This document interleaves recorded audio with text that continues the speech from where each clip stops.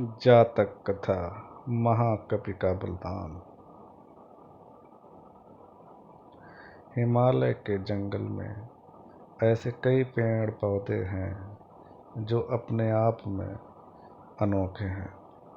ऐसे पेड़ पौधे और कहीं नहीं पाए जाते। इन पर लगने वाले फल और फूल सबसे अलग होते हैं। इन पर लगने वाले फल इतने मीठे और खुशबूदार होते हैं कि कोई भी इन्हें खाए बिना रह नहीं सकता। ऐसा ही एक पेड़ नदी के किनारे था जिस पर सारे बंदर अपने राजा के साथ रहा करते थे। बंदरों के राजा का नाम महाकपि था। महाकपि बहुत ही समझदार और ज्ञानवान था। महाकपि का आदेश था कि उस पेड़ पर कभी कोई फल न छोड़ा जाए। जैसे ही फल पकने को होता वैसे ही बानर उसे खा लेते थे। महाकपि का मानना था कि अगर कोई पका फल टूट कर नदी के रास्ते किसी मनुष्य तक पहुंचा तो ये उनके लिए बहुत हानिकारक हो सकता है।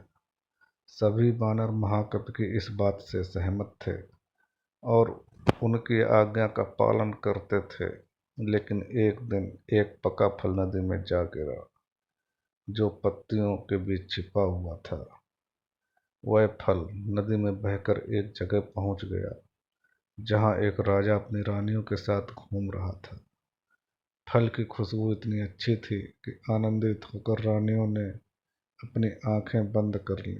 राजा भी इस खुशबू पर मोहित हो गया। राजा ने अपने आसपास निहारा तो उसे नदी में बहता हुआ फल दिखाई दिया। राजा ने उसे उठाकर अपने सिपाहियों को दिया और कहा कि कोई इसे खाकर देखे कि यह फल कैसा है।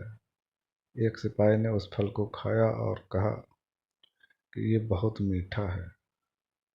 इसके बाद राजा ने उस फल को खाया और आनंदित हो उठा। अपने सिपाहियों को उस पेड़ को खोज निकालने का आदेश दिया जहां से ये फल आया था। काफी मेहनत के बाद राजा के सिपाहियों ने पेड़ को खोज निकाला। उन्हें नदी किनारे वो सुंदर पेड़ नजर आ गया। उस पर बहुत सारे वानर बैठे हुए थे। सिपाहियों को ये बात पसंद नहीं आई और उन्होंने वानरों को एक एक करके मारना शुरू कर दिया। वानरों को घायल देख महाकपि ने समझदारी से काम लिया। उसने एक बांस का डंडा पेड़ और पहाड़ी के बीच पुल की तरह लगा दिया। महाकपि ने सभी वानरों को उस पेड़ को छोड़कर पहाड़ी की दूसरी तरफ जाने का आदेश दिया।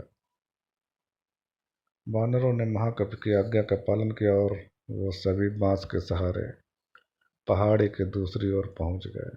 लेकिन इस दौरान डरे सहमे बंदरों ने महाकपि को बुरी तरह से कुचल दिया। सिपाहियों ने तुरंत राजा के पास जाकर सारी बात बताई।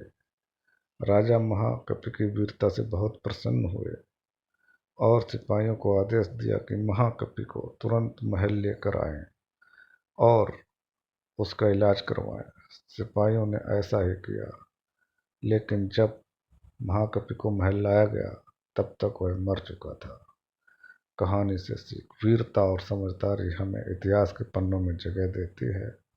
साथ ही इस कहानी से यह भी सीख मिलती है कि हर मुश्किल घड़ी में समझदारी से काम लेना चाहिए।